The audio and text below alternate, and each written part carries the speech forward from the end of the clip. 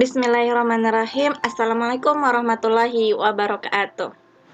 Apa kabar Ananda semua? Semoga Ananda dalam keadaan sehat walafiat.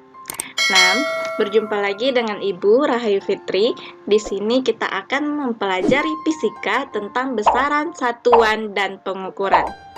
Sebelum kita memulai pembelajaran, alangkah lebih baiknya kita berdoa terlebih dahulu. Berdoa dimulai. Doa sebelum belajar. Bismillahirrohmanirrohim. Rabbi zidni ilma warzuqni fahma. Artinya, ya Allah, tambahkanlah aku ilmu dan berilah aku rezeki akan kepahaman. Berdoa selesai. Apakah Ananda sudah siap untuk pembelajaran kita hari ini? Nah, jadi sebelum kita memasuki pembelajaran kita hari ini, apakah Ananda sudah pernah mendengar tentang besaran, satuan, dan pengukuran?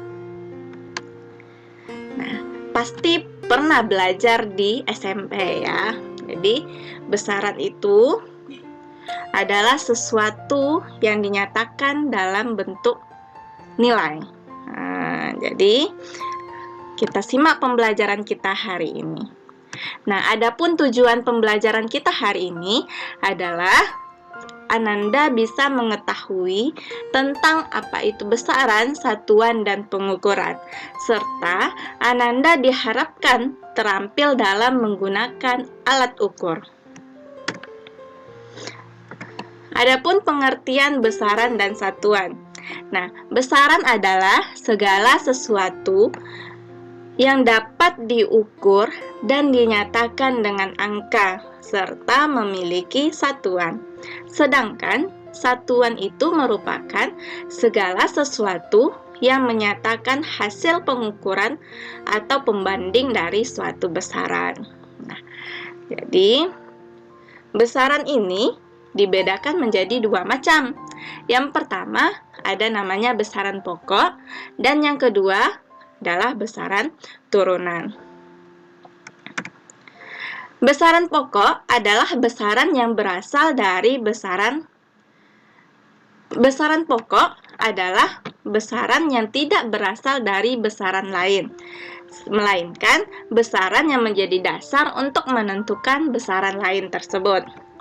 Sedangkan besaran turunan yaitu besaran yang memiliki dua atau lebih satuan dari besaran pokok, di mana besaran ini merupakan besaran yang diturunkan dari besaran pokok. Nah, adapun pembagian dari besaran pokok, yang pertama ada panjang dengan satuan meter, massa satuannya kilogram, waktu satuannya sekon, suhu satuannya Kelvin, kuat arus listrik satuannya ampere, jumlah zat satuannya mol, intensitas cahaya satuannya kandela. Dan adapun contoh dari besaran turunan ada kecepatan, percepatan, massa jenis, gaya, luas, volume, tekanan, dan usaha. Nah, jadi besaran turunan ini merupakan besaran yang diturunkan dari besaran pokok tersebut. Nah, kita masuk yang kedua, yaitu tentang pengukuran. Nah, Ananda semua sudah pernah melakukan pengukuran? Tentunya pasti sudah ya. Jadi ketika kita di sekolah diajarkan untuk menggambar, diajarkan untuk membuat bangun ruang, nah itu pasti melalui kegiatan pengukuran. Nah, pas masuk sekolah, Ananda diukur bajunya. Nah, itu merupakan kegiatan pengukuran. Jadi pengukuran itu apa? Nah, pengukuran ini merupakan kegiatan untuk mengetahui kuantitas fisik dari besaran atau dari suatu benda yang mana hasilnya nanti akan dinyatakan dalam suatu nilai atau satuan. Nah, di mana nilai merupakan besarnya hasil pengukuran suatu benda yang dinyatakan dalam bentuk angka. Jadi ketika kita melakukan pengukuran, itu dinyatakan dalam bentuk angka. Nah, apa saja sih jenis-jenis alat ukur? Yang pertama ada alat ukur panjang, ada alat ukur massa, yang ketiga ada alat ukur waktu, yang keempat ada alat ukur suhu, dan yang kelima ada alat ukur kuat arus. Kita bahas yang pertama adalah alat ukur panjang. Nah, alat ukur panjang ini pasti Ananda pernah memakai salah satunya. Contohnya, yang pertama adalah penggaris. Penggaris ini sering kita gunakan untuk membuat suatu garis atau suatu bangun ruang, di mana penggaris ini memiliki skala terkecil yaitu 1 mm. Yang kedua yaitu jangka sorong. Nah, jangka sorong ini merupakan alat ukur panjang untuk mengukur diameter luar dan dalam sebuah benda dan mengukur kedalaman suatu benda. Di mana alat ukur jangka sorong ini memiliki ketelitian 0,1 mm. Yang ketiga, ada alat ukur panjang berupa mikrometer sekrup, yaitu alat ukur yang digunakan untuk mengukur ketebalan benda yang tipis dan memiliki ketelitian 0,01 mm. Bagaimana cara membaca jangka sorong? Nah, kita lihat cara membaca jangka sorong. Ingat, di jangka sorong ini memiliki dua skala. Ada skala nonius dan skala utama. Di mana skala utama itu menunjukkan panjang dari sebuah benda tersebut. Kita lihat di sini. Skala utama yang berada di bagian atas. Nih, zoomnya.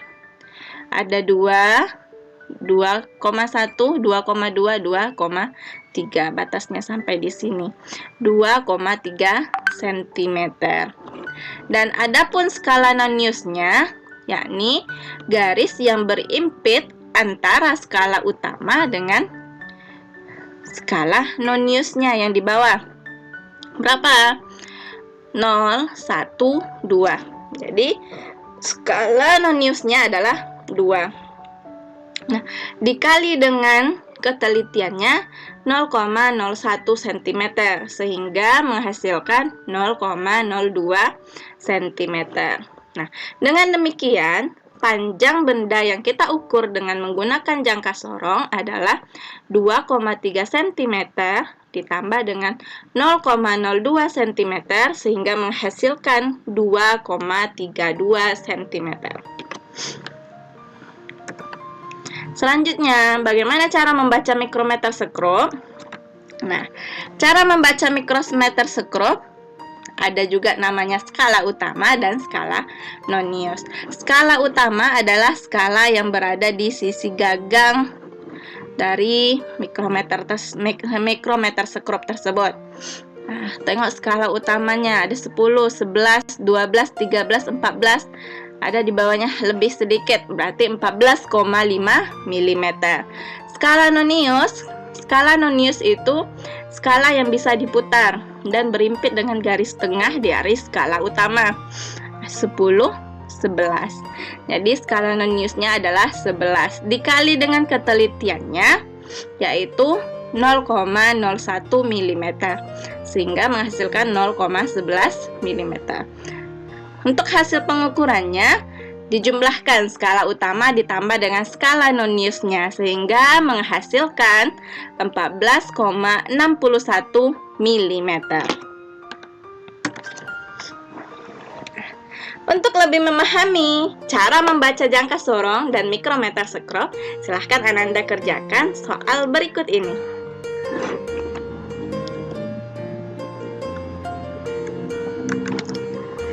Nah, yang kedua kita bahas alat ukur massa. Alat ukur massa itu alat ukur yang digunakan untuk menimbang massa suatu benda. Di sini adalah contohnya neraca. Jadi banyak jenis neraca, misalnya neraca Ohaus, neraca analitik, neraca lengan, neraca duduk, dan sebagainya. Kalau misalkan kita pergi ke pasar, yang kita jumpai adalah timbangan. Nah, jadi timbangan yang biasa gitu ya. Ada juga timbangannya berbentuk digital. Nah, jadi itu merupakan contoh dari alat ukur massa. Yang ketiga, ada alat ukur waktu. Di mana waktu ini merupakan besaran yang menunjukkan lamanya suatu peristiwa berlangsung. Nah, di sini ada contohnya arloji dan stopwatch. Tetapi stopwatch itu memiliki ketelitian yang lebih baik daripada arloji atau jam. Kenapa? Karena stopwatch disediakan jam, menit, dan detiknya. Sedangkan arloji atau jam cuma disediakan jam dan menitnya. Untuk detiknya kita sulit membedakannya. Yang keempat, ada alat ukur suhu. Nah, kalau misalkan kita demam, pasti alat ukur ini selalu kita gunakan. Di mana alat ukur suhu ini berupa termometer. Jadi termometer tersebut dapat berupa termometer mekanik dan termometer digital. Yang kelima, ada alat ukur kuat arus. Alat ukur kuat arus ini adalah ampermeter, di mana ampermeter ini terdiri atas susunan mikroampermeter yang berfungsi untuk mendeteksi rangkaian yang berarus kecil. Sedangkan sunnya itu untuk mendeteksi kuat arus yang besar. Jadi untuk mendeteksi kuat arus kita bisa menggunakan ampermeter.